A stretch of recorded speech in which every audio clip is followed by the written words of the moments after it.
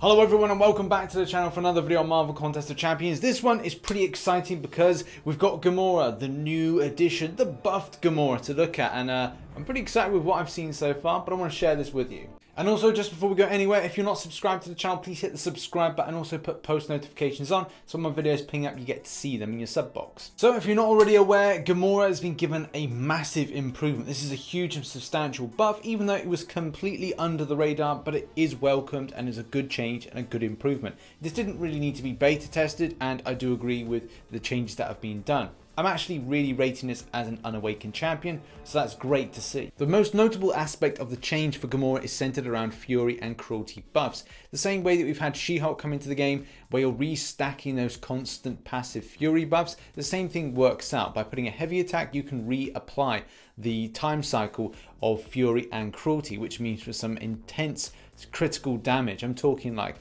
tens of thousands, it's pretty cool. Just before we get into the abilities and the signature ability and talk about the champion a bit further in a playing aspect, I'm going to give you some comic book history about the character. Skip forward ahead if you don't want to watch this, but still, if you want to learn a bit more about the character, watch now. So you should all know by now that Gamora was a sole survivor of an alien humanoid race called the Zen-Wobearers. And yes, how the story goes is that Thanos traveled 20 years into the future and found that the Zen-Wobearians were being exterminated by the Universal Church of Truth.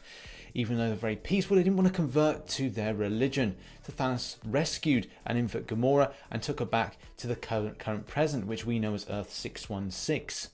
As she grew, she was turned into a weapon of Thanos' doing, being altered technologically to have enhanced humanoid abilities, and also kind of block out the evil of her deeds. Even though Gamora had these amazing enhancements, it wasn't enough. She decided to disobey orders and go planet-side, which led to an ambush, and she was brutally attacked. At this point, she was saved by Thanos, and she was near death. She was brought back to Sanctuary, and then she was given bionic implants in order to make her as powerful as some of the greatest beings in the galaxy. This is the point that Gamora then becomes this amazing assassin and was sent to do evil deeds throughout the universe. When Gamora learned that Thanos wanted to destroy the universe as a sacrifice to death, she had taken no more and tried to stab him with a dagger. And things get a little bit weird when you talk about the idea of Gamora then being absorbed into the Soul Gem, the Infinity Gauntlet, Adam Warlock's involved. This could be something that may happen with Endgame. We just don't know, but it is kind of cool to see everything linking together in that story arc. Gamora certainly had a lot of run-ins with different characters. She's participated in the Infinity Watch, trained She-Hulk for a battle against the champion of the universe, played a part in the Cosmic Avengers alongside Angela, in a key character in Infinity Wars, but what she's incredibly known for is the Guardians of the Galaxy and teaming up with them. And also I just learned that Tony Stark and her hooked up. What is it with white guys and green women? But also funny connection that Zoe Saldana plays Uhura in Star Trek, and also she played Gamora. And obviously we're talking about green women and doing yeah, connections. But in any case, back to Rich in the game. Let's begin by talking about abilities. Let's begin by talking about the signature ability. You don't need to awaken this lovely lady to be absolutely amazing and decent in your roster. Yay, because I've got a 6-star. There's no 5-star version, unfortunately. And yeah, you get a 4-star version. It's still good. Up to level 80. Decent scaling of percentages and damage. But yeah, do you really need the SP3 to do extra energy damage?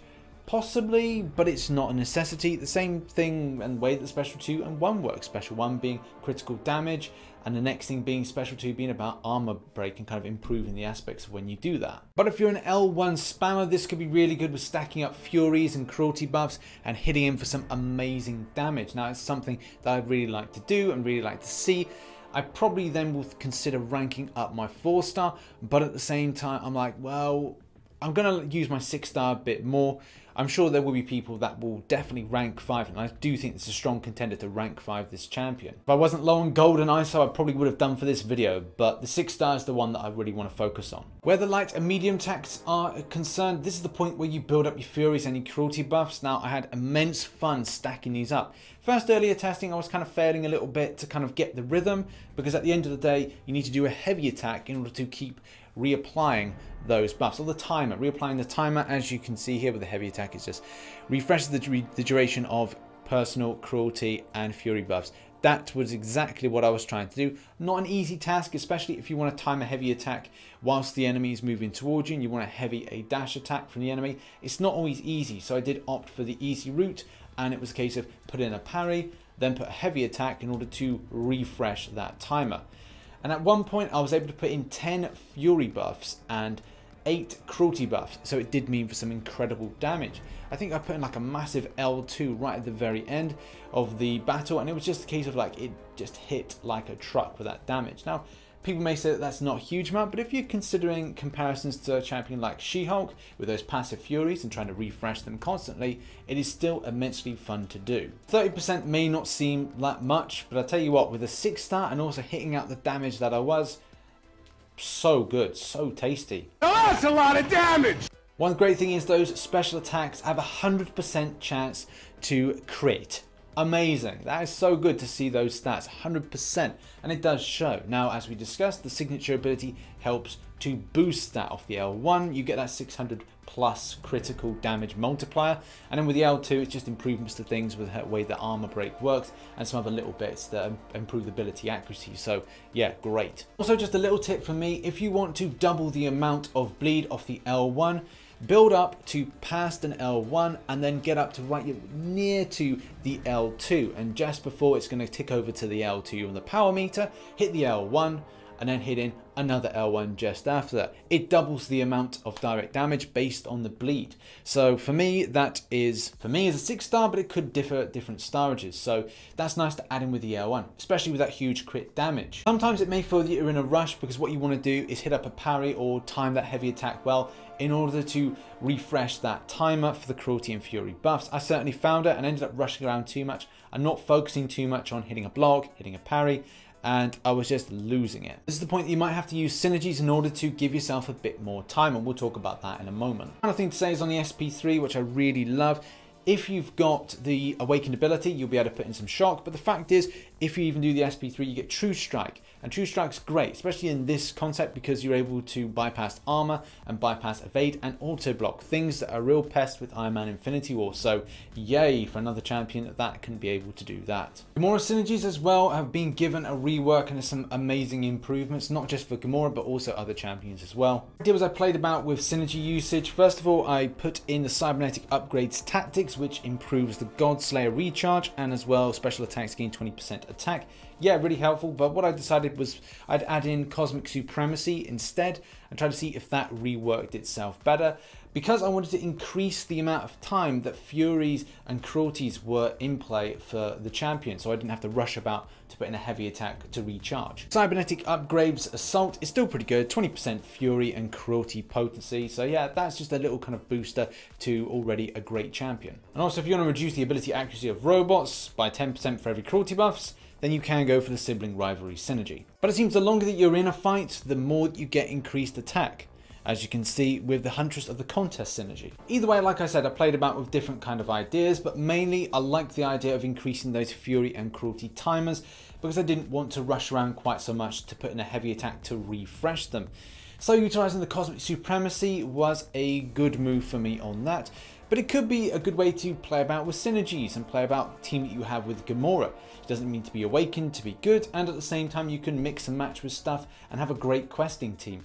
Especially when you're looking at champion requirements and having loads of cosmic champions, she could be quite helpful for that. One thing I really wanted to touch upon is like, would the champion be good for Labyrinth of Legends? And it's like, yeah, there are some decent possibilities there, but I think this is when an awakened version, especially at 6-star, because let's face it, I don't think anybody really would want to take a 4-star into it, especially with the cost it would be to units and revives and things like that. And definitely a viable option for the easy path, but when it comes to more difficult paths, I would probably say this is where it would be best to use a different character.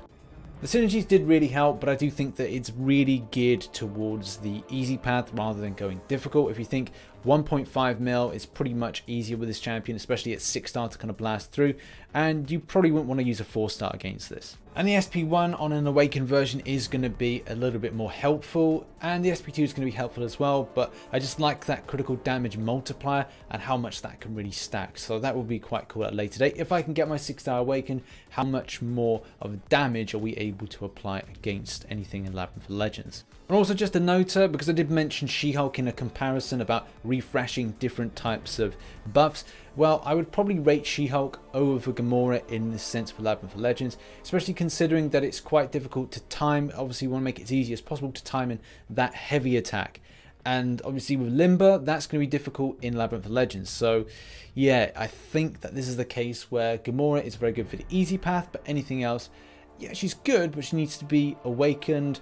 But I would say to make it easier, I would not really kind of go with that after the easy path in continued Labyrinth of Legends grinding. Especially if we consider that Drax and Angela are in this grouping, and there's also some Guardians of the Galaxy synergy, which kind of kills it a little bit because Gamora wasn't part of that, but it's not part of it anymore, that is.